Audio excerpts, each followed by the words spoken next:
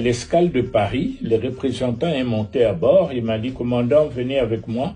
Ah oui, vous aurez à transporter Mohamed Ali. J'ai dit, quoi?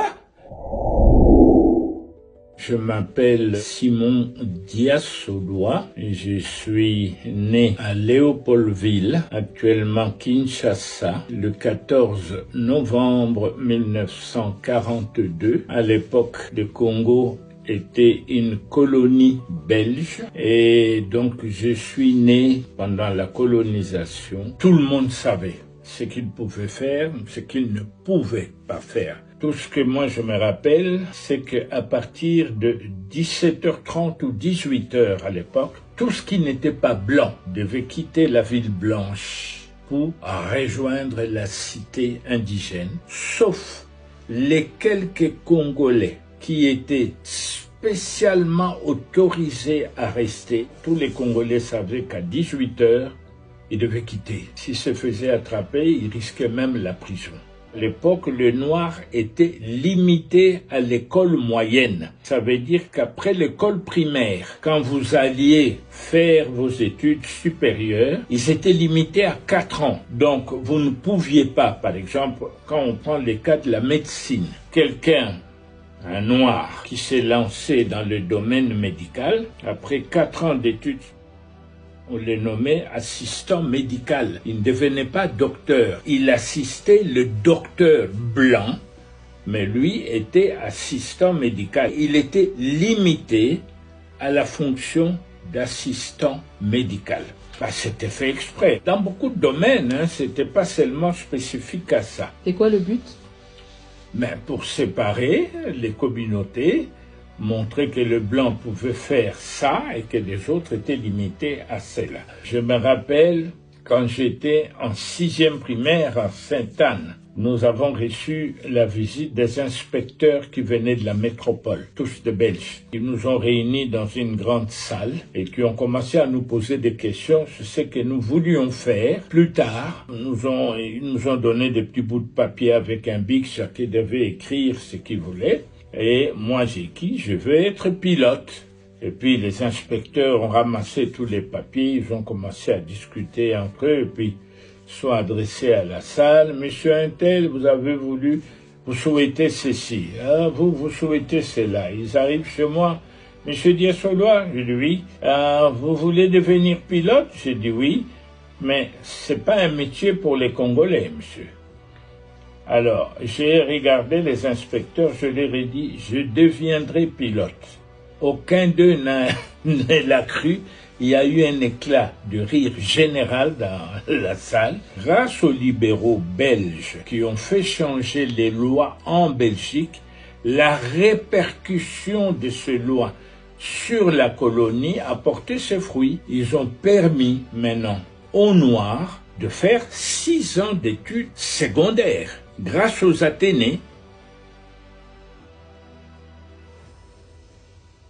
et c'était une révolution à l'époque. Les Noirs pouvaient aller jusqu'à terminer les humanités, les 6 ans, qui leur permettaient d'aller plus haut. D'ailleurs, à l'époque, certains Noirs avaient été dotés d'un statut d'évolué, comme on les appelait à l'époque, donc on pouvait les comparer aux Blancs, mais tant qu'ils étaient dans la colonie, ils devaient considérer les Blancs comme leur chef, leur supérieur, alors qu'on leur autorisait à rester à la Cité Blanche passé 18 heures, mais ils étaient une toute petite minorité. À l'époque, il n'y avait aucun couple mixte autorisé à vivre au Congo. On a eu l'indépendance le 30 juin 60 et en 61, on crée Air Congo.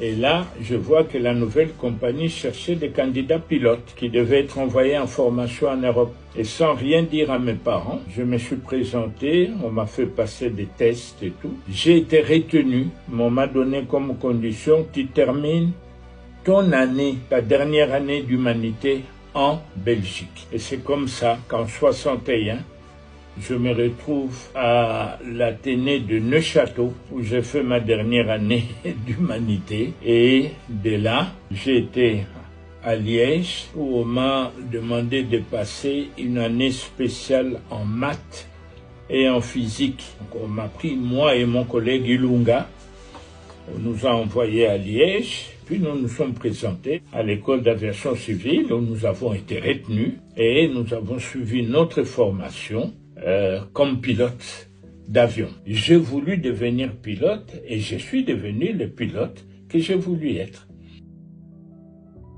Et c'était en 74. Je faisais un vol régulier. Je devais faire ce jour-là Bruxelles-Paris, Paris-Kinshasa. Donc moi, dans le cadre de mes activités de pilote de ligne, j'avais à faire ce vol-là. L'avion était bourré, beaucoup de passagers. À l'escale de Paris, le représentant est monté à bord. Il m'a dit, commandant, venez avec moi. Vous pouvez prendre 2, 3, 4 membres d'équipage, vous me suivez. J'ai dit, mais ah oui, vous aurez à transporter Mohamed Ali. J'ai dit, quoi? Il dit, oui, Mohamed Ali est arrivé à Paris, donc vous allez l'amener à Kinshasa pour son combat avec Foreman. J'ai dit, ok, j'ai choisi 2, 3 gars de mon équipage.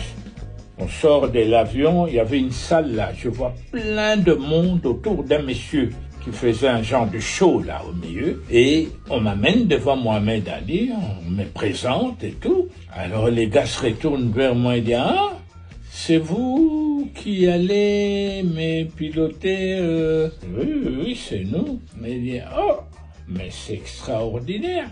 Alors il a commencé à politiser l'affaire. Je l'ai entendu dire, chez nous aux États-Unis, ce genre de choses n'existaient pas. Quand on nous parle de noirs, c'est souvent Tarzan, des conneries comme ça, mais jamais je n'ai vu des gens comme vous, pilote. Alors, dans ma tête, ça fait clic. Je me suis dit, tiens, la réglementation compagnie nous interdit pendant l'exercice de notre fonction de discuter politique ni religion. C'était interdit. Ayant pensé à ça, je me suis dit, bon, Mohamed Ali, merci, écoute, nous avons le vol à préparer, on se voit à bord. Alors à tout à l'heure, et on retourne préparer le vol, et puis après, on commence l'embarquement. Et le représentant vient et me dit, écoutez, acceptez-vous de prendre Mohamed Ali dans le cockpit? J'ai dit, bah, moi ça me dérange pas, s'il le veut, avec plaisir. Ok, il dit, il est là, et je me tourne, je vois Mohamed Ali, je lui dis, sois le bienvenu à bord, mettez-vous sur les sièges derrière moi et mettez la ceinture. Et je vois les gars qui changent de couleur. Oh. Je me tourne, je dis, mais Ali, y a-t-il un problème? Il me regarde, il me dit, no white man here? Comme ça. Il n'y a pas de blanc ici? J'ai dit, mais Mohamed, mais tout à l'heure, quand nous avons été présentés, as-tu vu un blanc? C'est ce qu'il m'a répondu. Il me dit, ah, pour moi, c'était une blague. Il me répond comme ça que pour lui, quand nous avions été présentés, nous faisions partie d'un show pour montrer à tout le monde. J'ai dit, non, Mohamed Ali, il n'y a pas de blanc. This is my co-pilot, this is my flight engineer. Et je vois les gars changer de couleur. Il tremblait, il était incapable de bouger. Alors je lui dis, écoute, soit tu te décides, tu t'assis derrière moi, soit tu retournes en cabine parce que nous n'allons pas pénaliser le vol. Alors on le prend, on l'installe derrière moi, il ne savait même plus fermer sa ceinture. On démarre, on commence à rouler, et pendant qu'on roulait, et avant qu'on arrive en bout de piste, je sens quelqu'un qui me fait ça sur mon épaule. Alors je me dis, oui, il y a un problème, Ali. Alors il me dit, avez-vous l'expérience sur cet avion? Comme ça. J'ai dit, Ali, are you kidding or what? Vous êtes en train de blaguer? Non, il voulait être sûr parce que c'est la première fois de sa vie. Ensuite, il nous voit décoller, monter en croisière. On se dirige vers le sud et puis je le vois aller derrière. Et ensuite, il revient. On était au-dessus de la Méditerranée. Il rentre dans le corps, puis je lui dis, Ali, regarde là-bas, tu vois la côte? Il me dit, oui. J'ai dit, ça, c'est l'Afrique du Nord. Et puis après ça, tu verras le désert. Il n'en revenait pas. Ça faisait 2 heures qu'on était ensemble. Comme il a vu que tout allait bien, il est retourné derrière faire appel à des journalistes. et je vois mon cockpit envahi. Il est en train de parler à la presse en disant, voilà, on nous parle de ceci, des Africains, ils parlent de combien de langues, ils pilotent ces avions. Donc c'était pour lui une découverte. This is strange to the American Negro.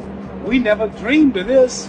And every time we watch television, they show us Tarzan and the natives and the jungles. They never told us that the Africans were more intelligent than we are. They speak English, French and African. We can't even speak English good. À l'arrivée à Kinshasa, on est arrivé la nuit, vers 20h passées, et on est devenus amis. On s'est même revus aux États-Unis. Il revenait de Chicago. Dès qu'il m'a croisé à l'aéroport, il a commencé à crier « My pilot, my pilot !» Même les Américains le regardaient. Je ne l'en voulais pas. Je l'ai compris tellement mieux parce que je suis passé par là. Le racisme à l'époque, c'était pas un jeu, C'était pas un jeu. Je comprenais tellement bien Mohamed Ali. Je me suis remémoré ma première arrivée en Belgique. En 61, on était sur la route entre l'aéroport de Bruxelles National et Bruxelles. Et pour la première fois de ma vie, je vois des travailleurs tout au long de la route avec des pelles et tout ça qui travaillaient et je regarde, j'étais choqué. Pourquoi?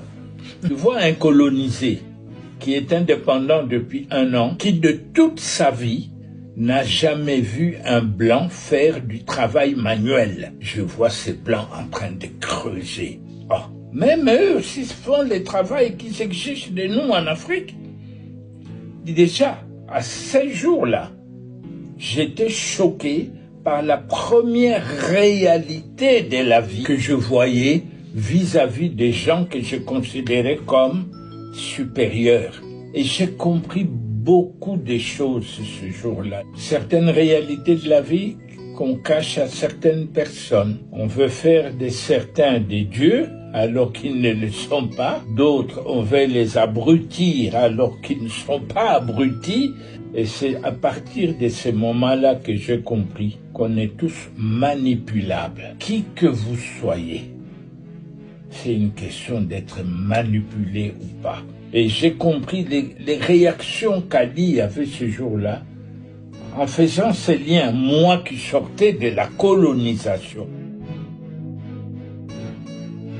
Papa n'a pas fait des grandes études, il savait à peine lire et écrire, mais ce qu'il a inculqué dans ma tête, c'est quelque chose d'exceptionnel. Ce n'est pas le fait d'avoir 5-10 diplômes d'université qui fait de nous des gens exceptionnels. Si tu n'as pas la sagesse, tu ne vaux rien, tu n'es rien. Et j'ai jamais oublié ce conseil qui m'a servi jusqu'à aujourd'hui.